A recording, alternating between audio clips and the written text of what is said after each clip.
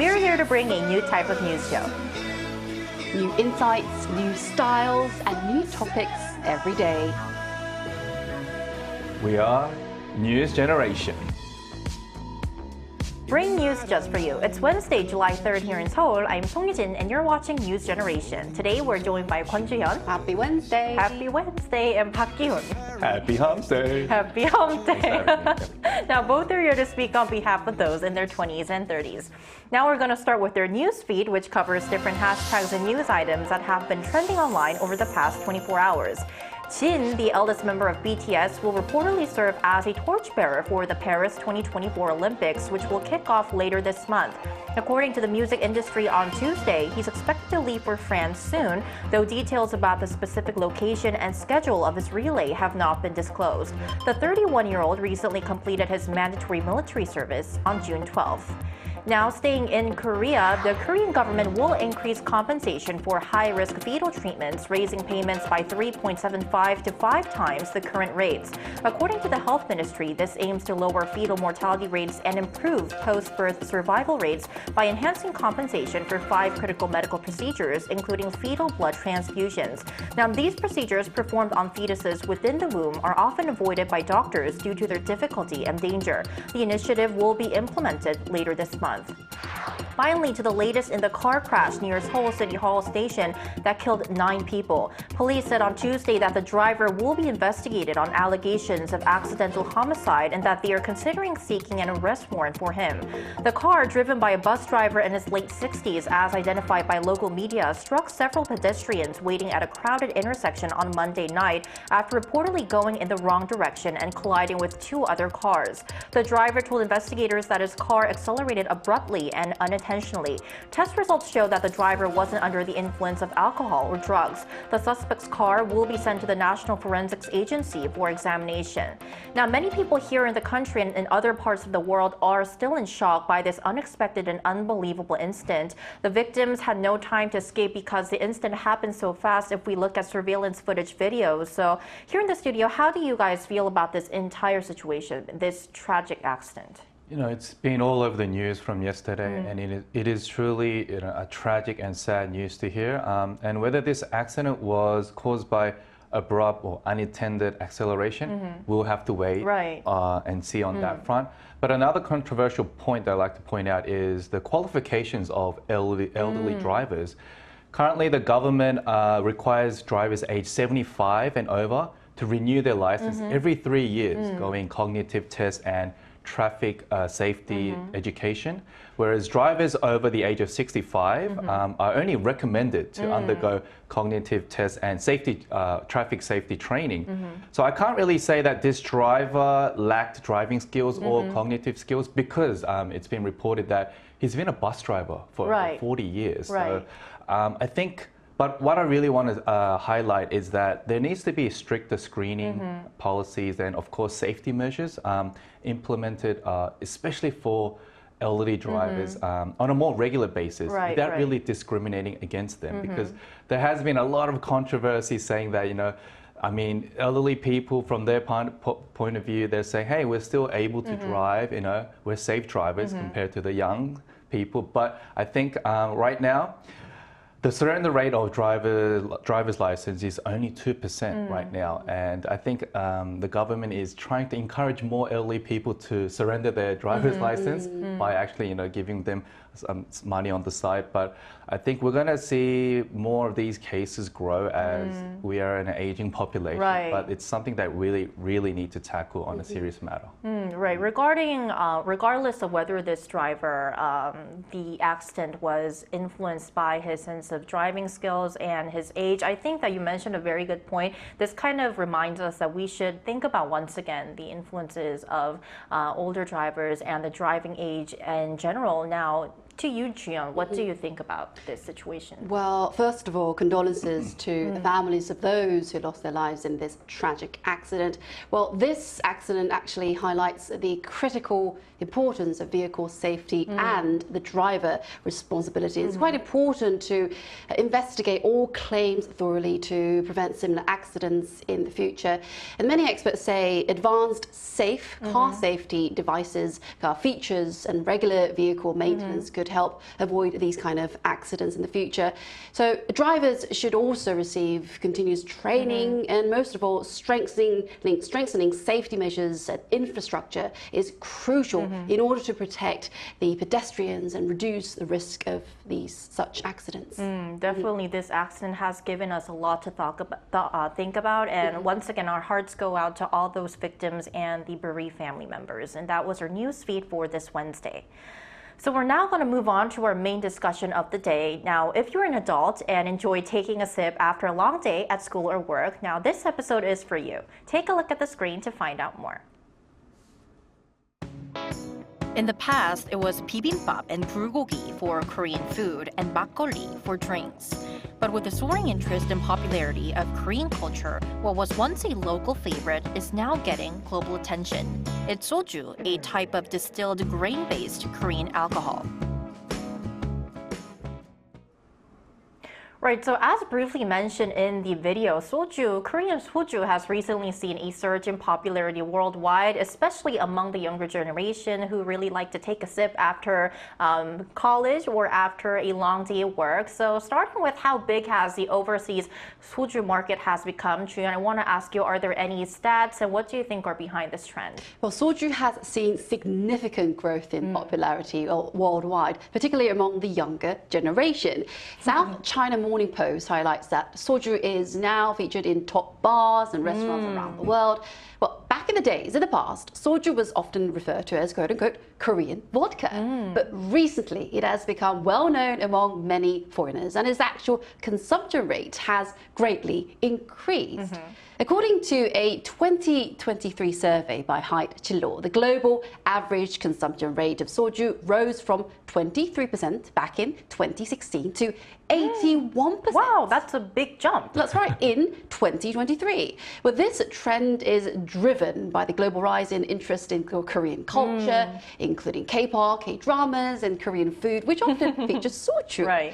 And its relatively a low alcohol content and soft taste attract younger drinkers looking for a new and trendy alcoholic beverages. And marketing efforts and collaborations with popular influencers have also contributed to soju's rising popularity globally. Right, I think I can definitely agree how soju has become bigger worldwide thanks to the influence of K-culture, because as Juyeon briefly mentioned, we always see in Korean dramas that typical scene when people have soju together. That's right. Or After the main character, after a hard day. So yeah, the influence of K-culture has definitely helped soju become worldwide. Now, I want to ask you, Kyun, which countries is soju most popular, and why do you think these countries are the major consumers of this Korean drink?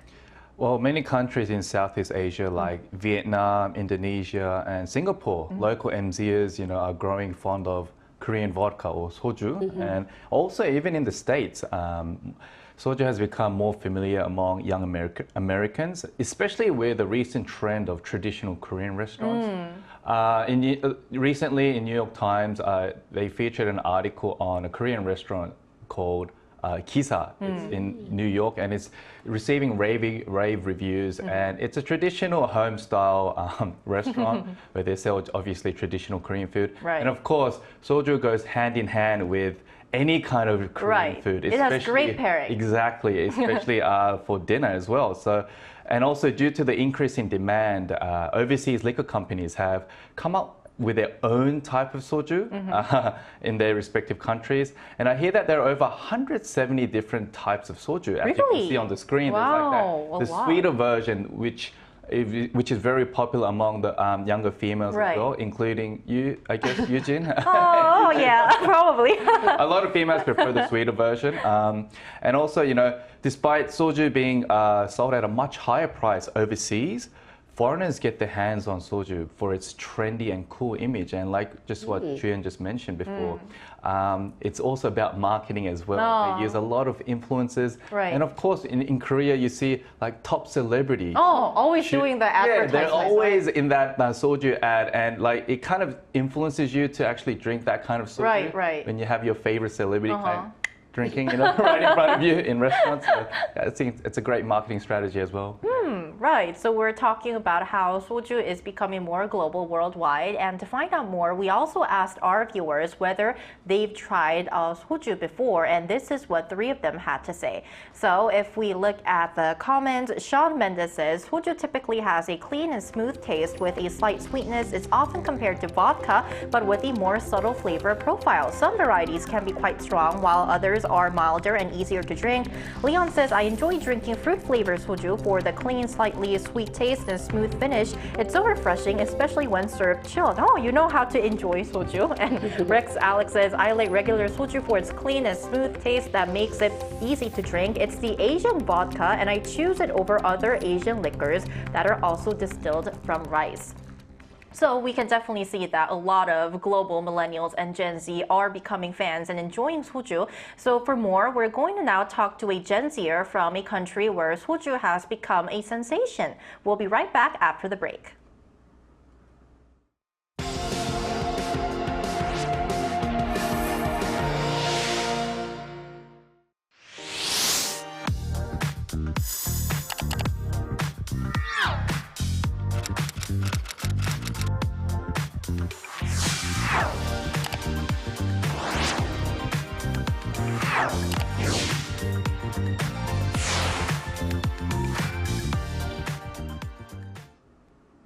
Right, so today we're joined by Patricia Febriola, a graduate student from Indonesia studying comparative socio-cultural studies at Hankuk University of Foreign Studies. Welcome, Patricia, to the show. Hello, good morning. Good morning, it's lovely to have you. So Patricia, Yes.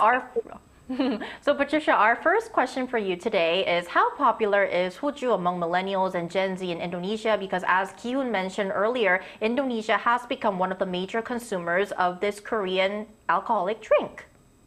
Yeah, of course, like it's very popular because of the K culture spread in Indonesia and also like globally, it's very popular right now, which has caused like the increased number of Korean restaurant and also like in soju has also become one of the most favorite alcohol drink among Indonesian, of course, in Gen Z and also millennials.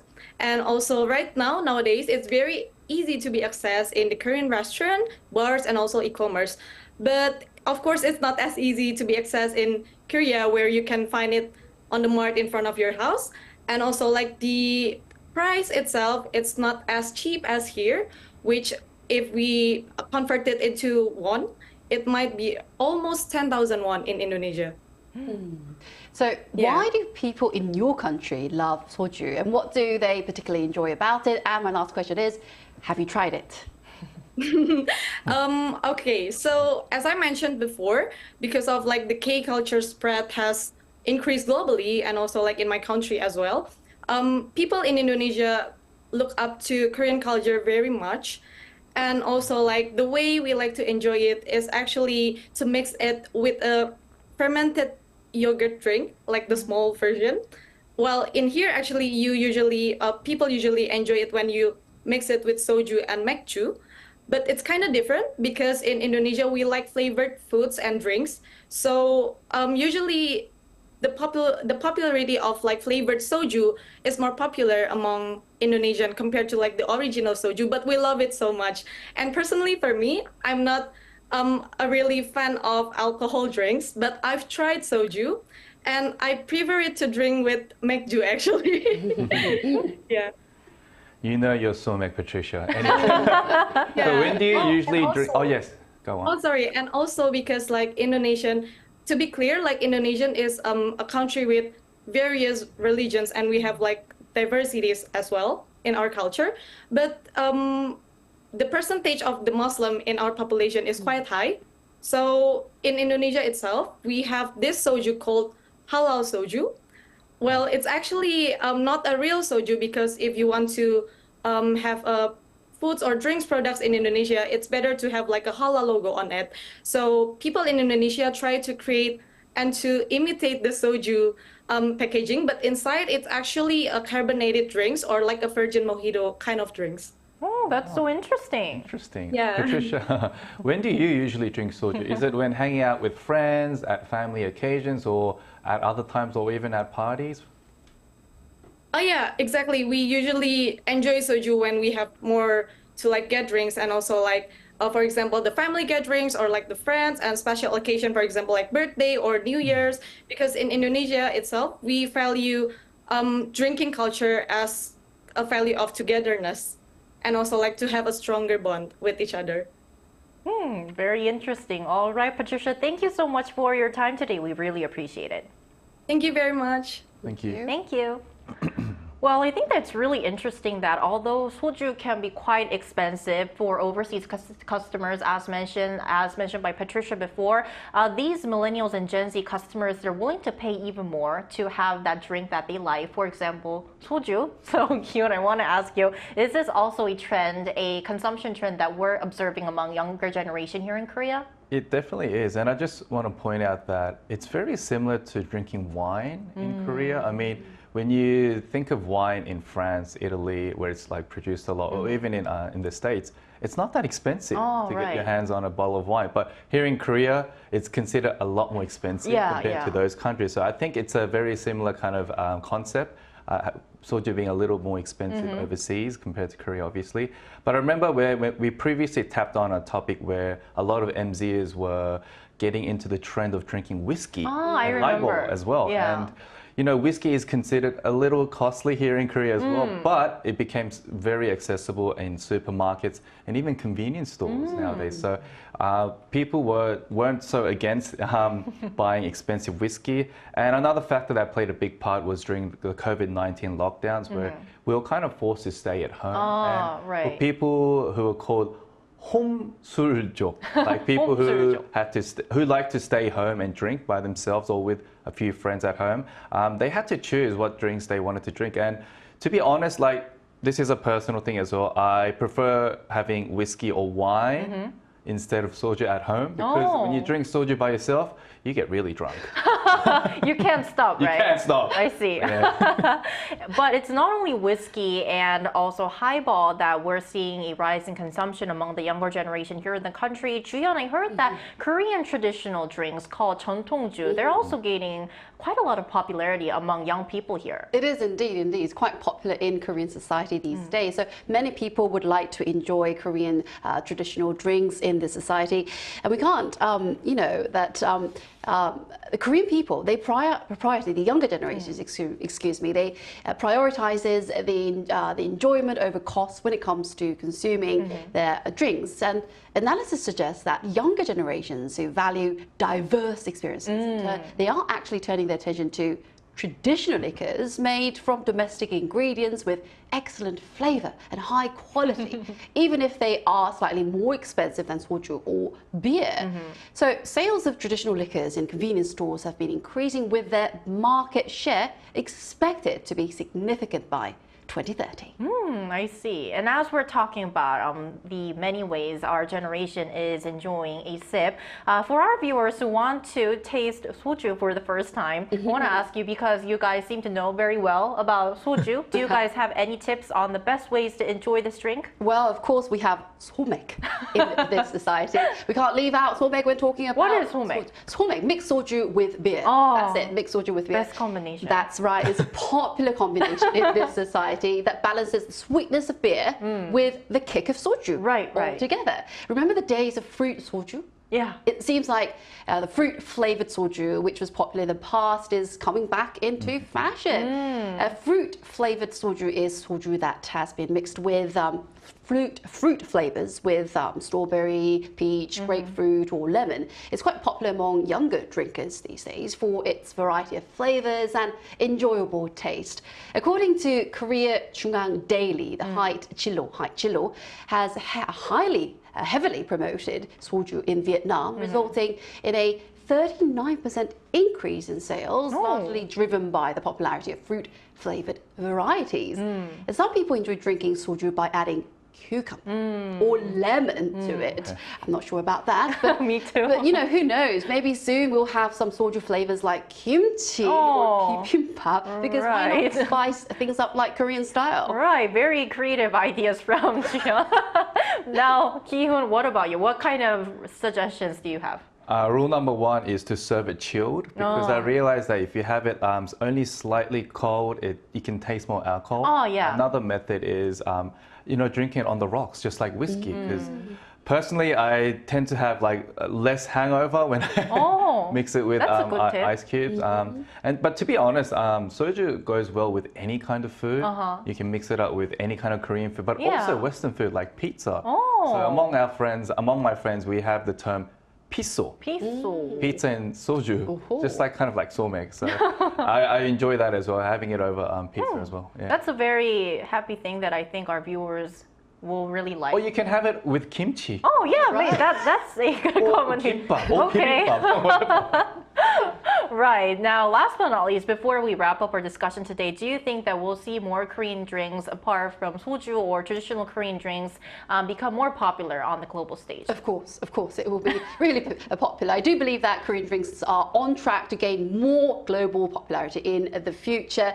Well, soju is great, but there are many delicious traditional Korean drinks like makgeolli, which is wonderful on rainy days with panjan. And Korean drinks offer unique flavors and are deeply rooted in Korean culture. You can drink and also enjoy the Korean culture at the same time. As global interest in Korean culture rises soon, we might see soju bottles or makgeolli bottles joining champagne in international events, and makgeolli becoming the trendy drink to pair with fish and chips in London. Right, that's something to look forward to. Right. Now, what about you, Ki-hoon?